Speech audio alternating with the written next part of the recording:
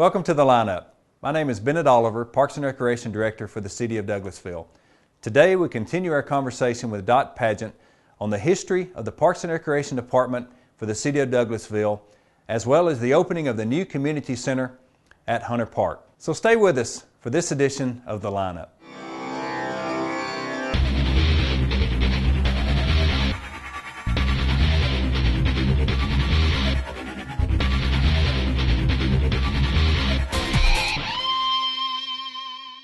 Welcome back to the second part of the lineup. Once again, we're joined by Dot Pageant, our local historian, which has gave us some great information on the first segment, and we want to continue forward. The last lineup, we got to about the early 1960s as far as talking about the Parks and Recreation Department here at the City of Douglasville. And so now last time we talked more about the community center in Hunter Park, but I wanted to take a little bit of time to talk about the athletic programs, a couple of the guys that you remember in those programs, and certainly Ike Owen's name would have to come up. Oh, absolutely. And I think for the ones of you who did not see the first part of it, Ike was the one that left his business and let someone else run it, and he went out and could oversee and supervise everything that was going on when we first had the park opened in 1959, something like that. So we really owe a lot to Ike Owens for this. Yeah, he was the first president of the Little League Association here in Douglas County. We've got an article here where Buddy Truitt was handing him an appreciation award for his participation in the Little League. And also in this article, which was from 1959, it talks about Douglas County High School first playing at Hunter Park, and so I guess Webb Field came about around that time. So, and then of course Douglas County played there up until last year. Now they built their own facility, but they were part of Hunter Park throughout the years. Also, Ike Owens was Man of the Year in 1959 by the Chamber of Commerce. So not only for baseball, he was recognized for just being a community leader. Absolutely. Does this article mention the T-ball? It does. In 1959, one of the funniest things I think I've ever seen. Yeah, Ike Owens introduced T-ball. T-ball, yeah. To the community, and it's kind of, we don't even think about it now because now kids play T-ball 4, 5, and 6, and it's just an everyday occurrence. But this was the first year of T-ball, so you were there. So tell us a little bit how the kids reacted. Well, they were tiny little tots, and most of them had the little ball caps on that came down over their eyes. Number one, they couldn't see. And the first thing they had to do when they get up to the stand that had the ball on it, they didn't pitch the ball to them. They hit it off of a little stand that was there. They had to look way up to find their mother and their mama first and wave at her. And of course they tried to hit the ball, and if they did happen to hit the ball, then you always had, for some reason they'd always want to run to third the wrong way. And it was fun. I don't know that the little fellas appreciated their mamas and their daddies sitting up there laughing so hard, but we were just rolling in this. It was so funny. I'm sure it's not as much fun now, but that was the first T-ball. Yeah. And I think Joel Tidwell was the one who broadcast that, and I believe Dr. Tidwell, who is here now, I think he broadcast the first T-ball game that we had. So it was fun.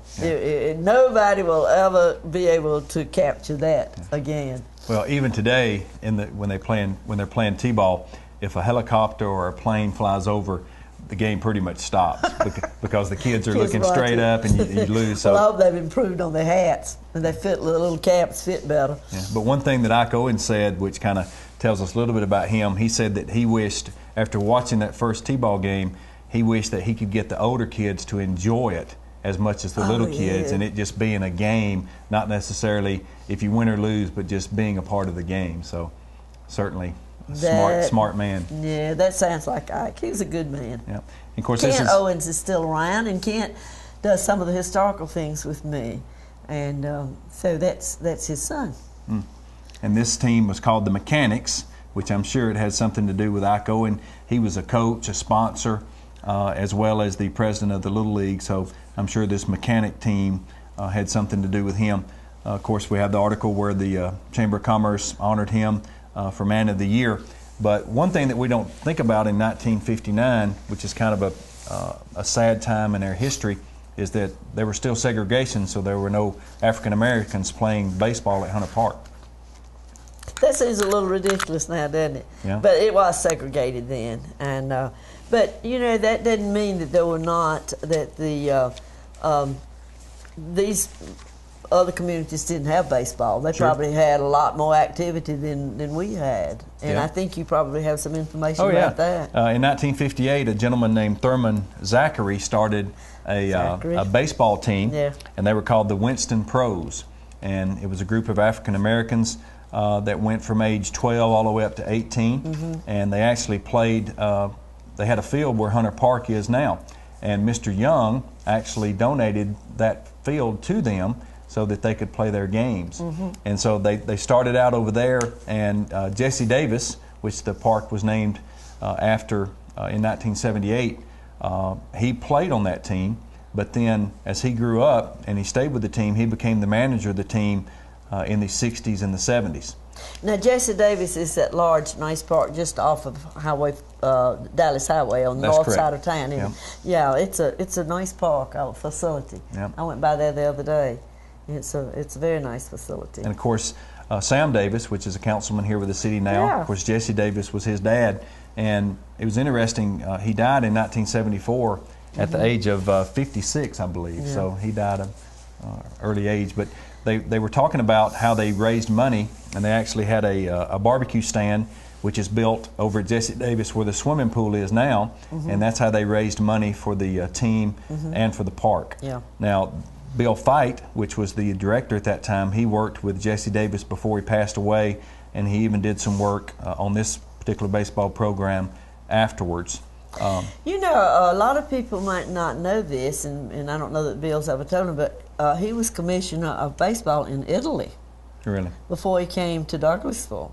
And when he came to Douglasville with his 3 sons and Woody Fight, of course that's the name we all know, and with the senior citizens, but he had already been very active, played baseball, was commissioner, and I don't know how important that was, but anyway, they went back and sometime later they honored him.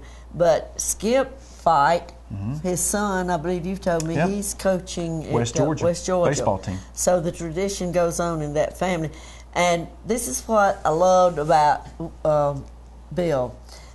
Woody died some years ago, and when we had the Hydrangea Festival here in Douglasville, and I was in charge of getting all the mailboxes decorated, and I don't think any of them thrilled me more than seeing that Bill Fight's his mailbox decorated, because I knew he got out there and did it himself. It didn't win a prize, and it wouldn't have won any prizes, but when I went by and saw that, I thought, man, you just right on in there with us, aren't you, Bill? You never give up with the spirit of Douglasville. So that made me very happy to see that.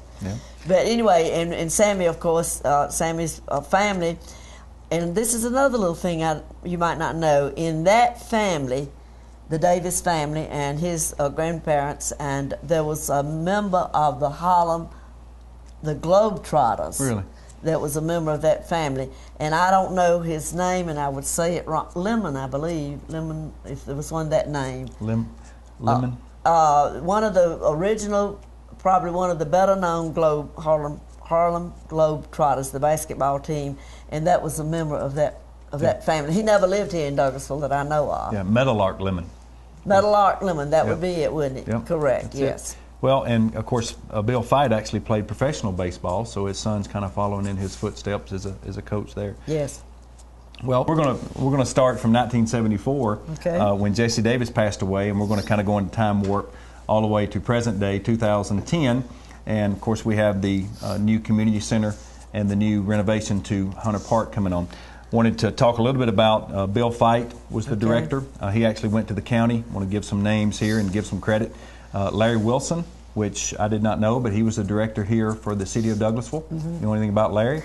Not much. There was a time there that I was not in Douglasville as involved as much as I am now. Right. So I do remember the name, of course, but I didn't have much contact with Larry. Right. And then, of course, Tracy Ivy, which was a director before me. Yes. And so kind of gives you a history of the directors of the city.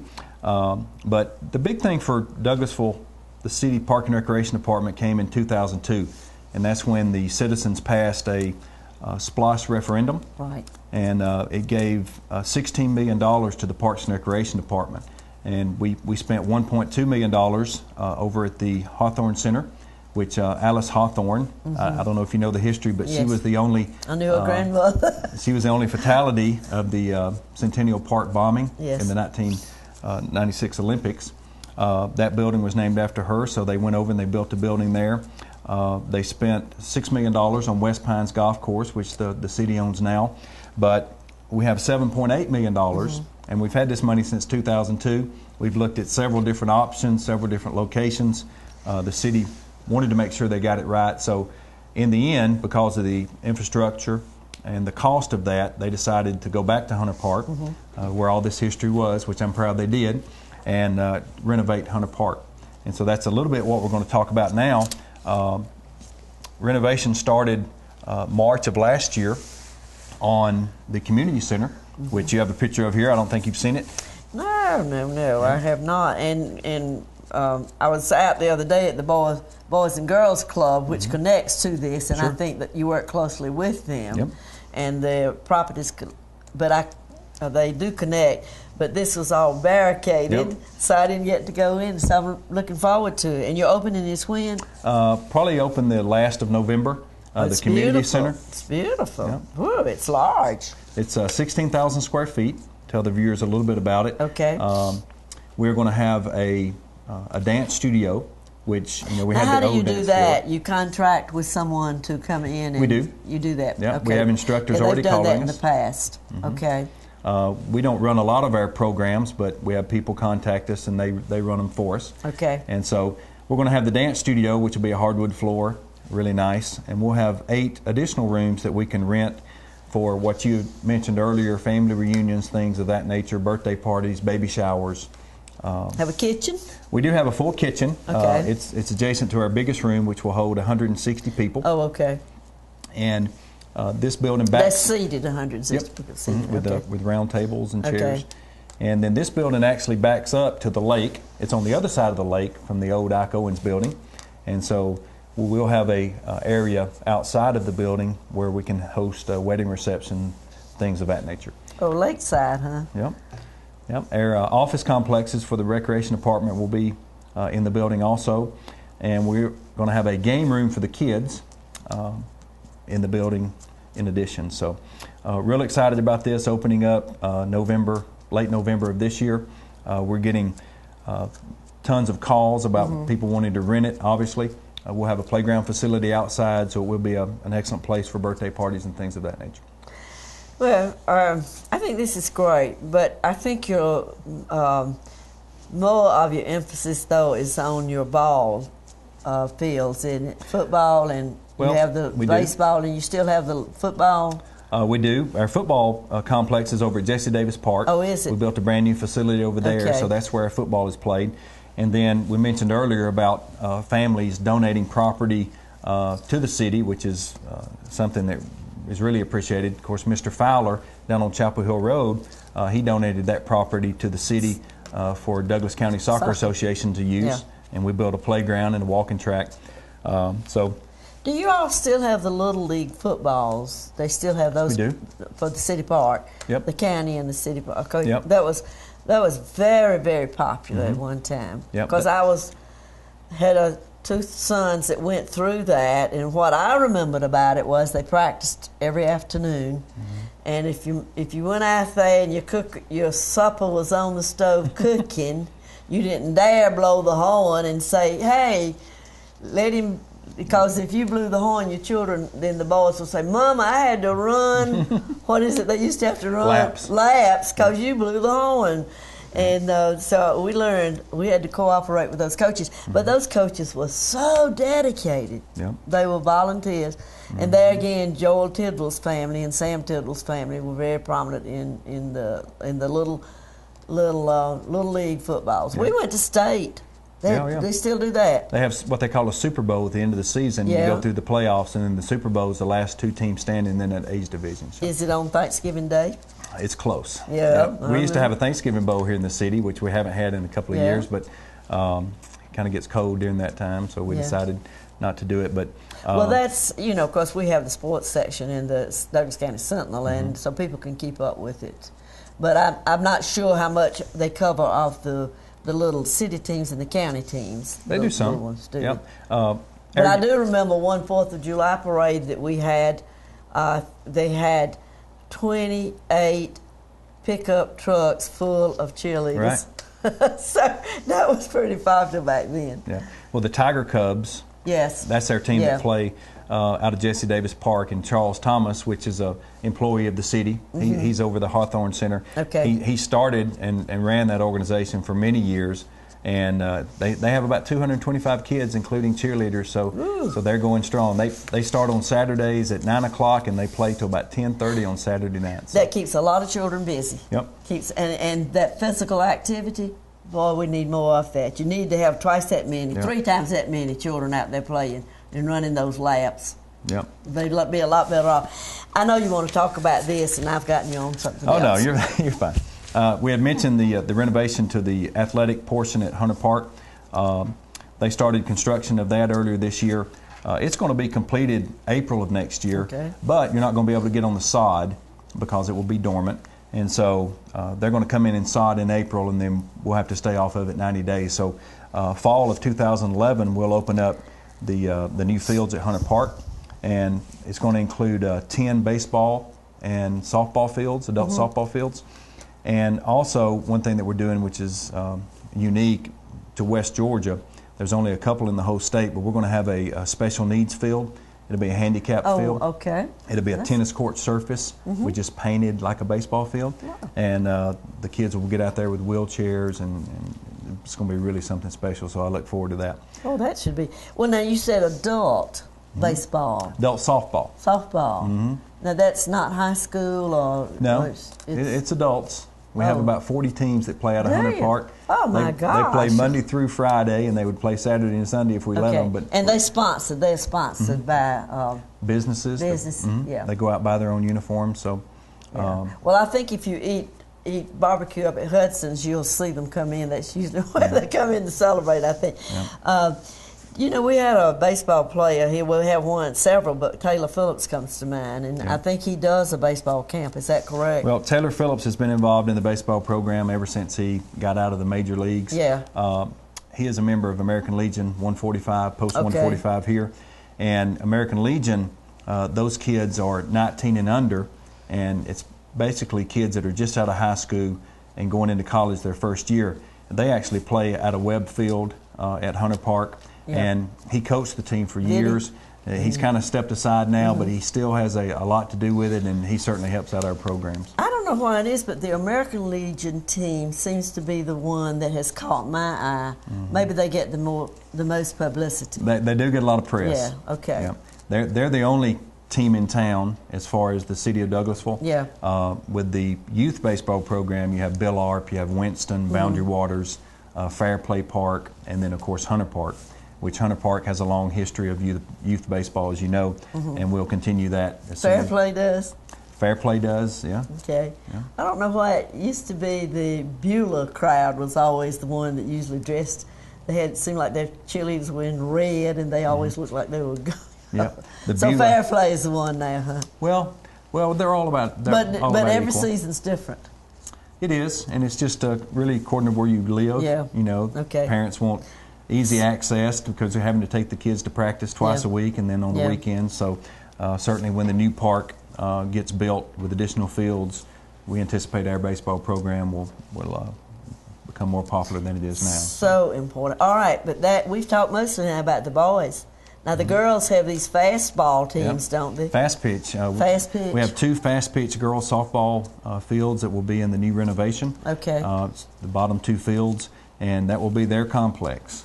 So fast pitch softball is just now really coming in. Yeah. A lot of people are going away from slow pitch softball for the girls, but they start playing fast pitch in middle school, and then they get to high school. So they really need a youth program as a feeder program for the high schools and the middle schools. So, you want to demonstrate that fast pitch? No. I always threw overhand, not underhand. Kelly, you want to demonstrate that fast pitch? It's fascinating to watch them do that. Yeah. Oh, I just love to watch them. Yeah. wind and let that ball go. Yep, very popular now, and of course we can host tournaments, which we will. Yeah. That's big on the weekends. Travel ball is becoming big as far as baseball and softball. Also, we'll have a walking track, concrete walking track that goes all the way around this facility. I'm not sure, we haven't measured it yet, but I'm not sure how many miles, but certainly people have enjoyed coming to Hunter Park over the years and walking. Along the, around the lake. Yep. We'll have the running track around the lake. It wasn't exactly a mile. Oh, no.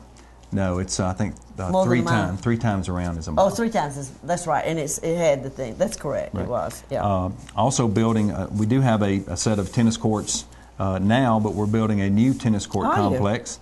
And we'll have 7 tennis courts. They'll have their own parking lot with their own concession stand. So certainly we'll have the opportunity to bring that, which has never been really a big program in the city of Douglasville, but with hooking up with Alta and other Are you going to be able to be Alta? I think they had a certain criteria for Alta. Well, so you all are going to meet that criteria? And that criteria is how many courts you have, whether you have a restroom facility, parking lot facility, and we certainly meet all those, so we look forward to that. Okay, and the swimming pool. Yeah, well. You gonna have the foot bath?